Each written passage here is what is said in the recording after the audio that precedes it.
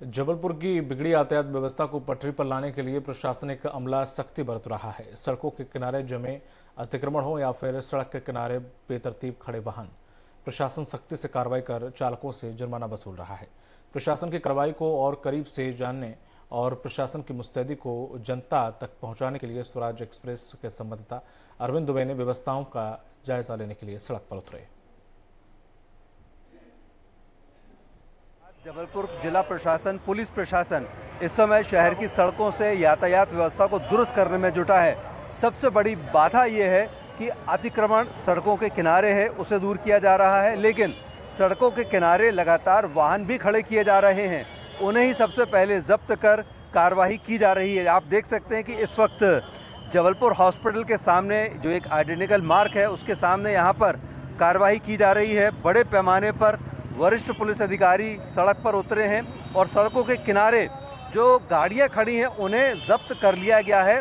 और न केवल टू व्हीलर्स बल्कि इस बार कारों को भी जब्त करके क्रेन के माध्यम से उठाकर यहाँ कार्रवाई की जा रही है।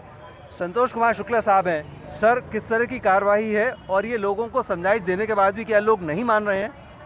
ये जैसा कि आप देख रहे हैं, सड़क पे इस प्रकार के ठेले और वाहन जिसकी वजह से यातायात बाधित हो रहा है, उन पे कार्रवाई की जा रही है।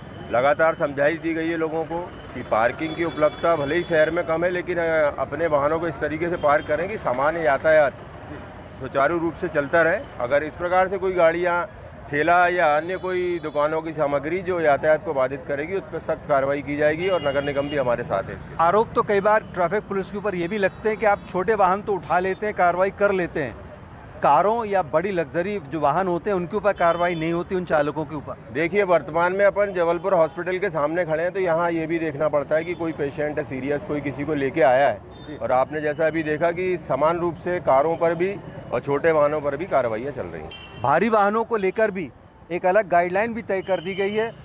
शहरों के अंदर इस तरह के जो भारी वाहन हैं वो भी अब यहाँ पर नहीं लाए जा सकेंगे। स्वराज एक्सप्रेस के लिए कैमरामैन श्रीशंकर गुप्ता के साथ अरविंद दुबे, जबलपुर। मुख्यमंत्री इस बुलेटिन में फिलहाल इतना ही। नमस्कार।